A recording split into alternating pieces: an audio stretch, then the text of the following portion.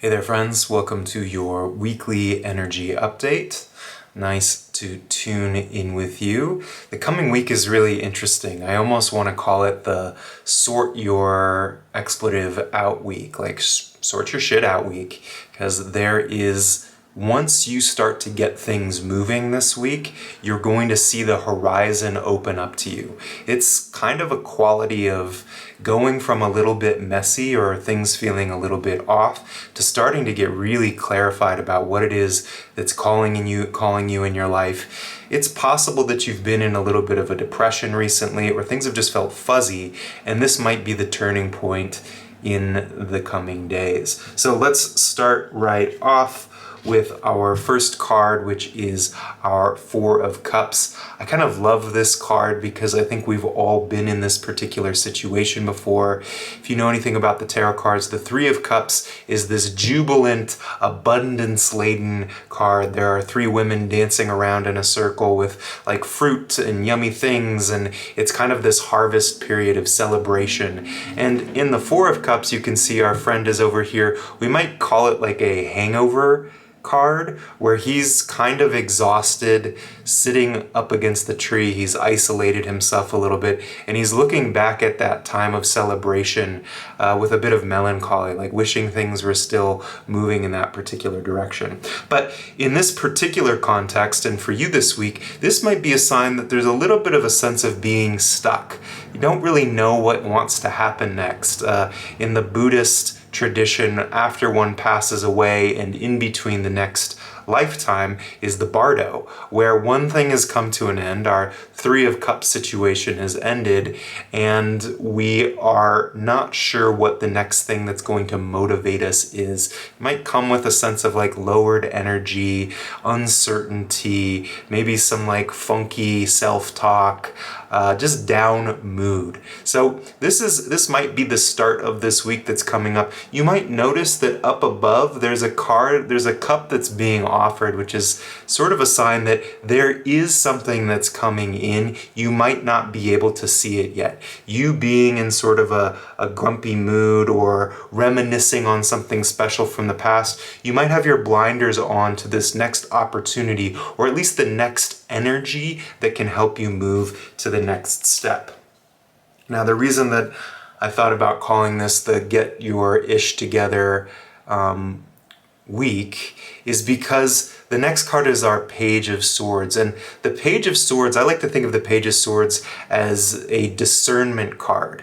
She's got her badass sword here in a windy, wild sort of place, which means there's a lot of mental energy that's swirling. There's a lot of questions and maybe curiosity, or maybe sort of frustrating thoughts that are happening. And she's bringing the clarity of her sword into a bit of this chaos. She's bringing the clarity of her sword, her discernment, into this sort of funky place. So you're not going to be in that place of sort of low energy for long, particularly if you start going, you know what, I want to figure out what's really important to me, discerning where is it that my energy should be going, discerning what are the things in my life that are true, that are generative, that actually give me energy in my life, and what are the things that it's time to sort of let go of or strip bare. This could look like doing some research, doing some deeper journaling. I'm a big advocate of sort of doing just,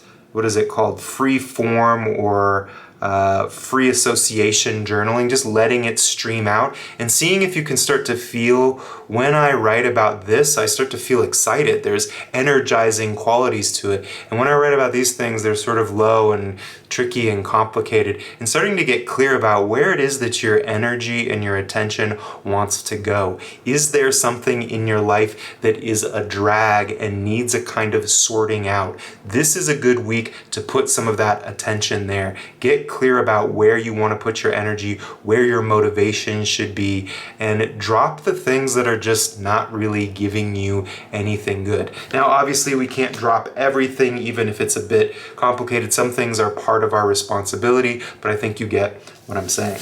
By the end of the week, there's a new possibility for vision. The Three of Wands, you can see he's standing on the edge of a cliff here. He's looking out over the horizon. There's new momentum, new energy. You are going to feel some of the excitement of new possibilities coming out. Now, he is waiting a little bit longer. He's waiting for a message to come back. So this can be a sign of you, once you've done a bit of discerning, once you've put some time and some effort and some energy into clarifying your vision, clarifying where it is that you want you to put your attention, put some energy out into the universe. Say, this is where I'm going, this is what I'm wanting, and you might begin to wait for the response. Now, regardless if the clarity, you haven't come to complete clarity, something is going to come back your way and help you start moving forward in a new direction.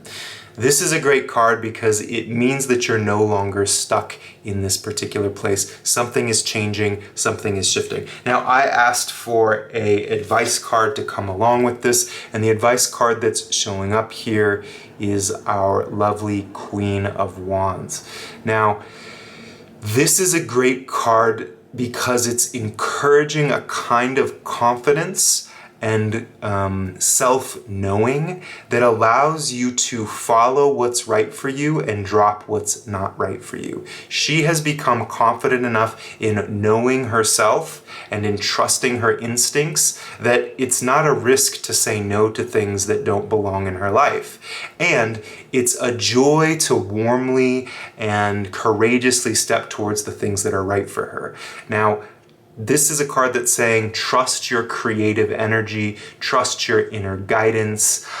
You don't need to compromise yourself in order to have the things that are really meaningful for you in your life. That's a complicated statement in and of itself, which probably would take some time to unpack because, of course, there are certain compromises, external compromises, like, oh, I don't want to go to this party, but I know that it's going to really make my partner feel good if I go there. That's just an external compromise. I'd rather be at home reading, or I'd rather be doing something else with other people, but because I know this is good for somebody, I'm going to be willing to make that minor compromise. A bigger compromise would be compromising our values, compromising what we know is our deep truth.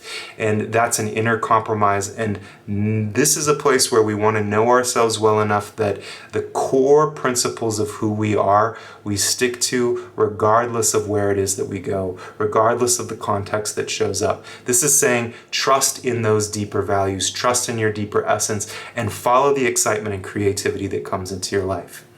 All right. Thanks so much for tuning in with me. Always a pleasure, and we'll connect again soon.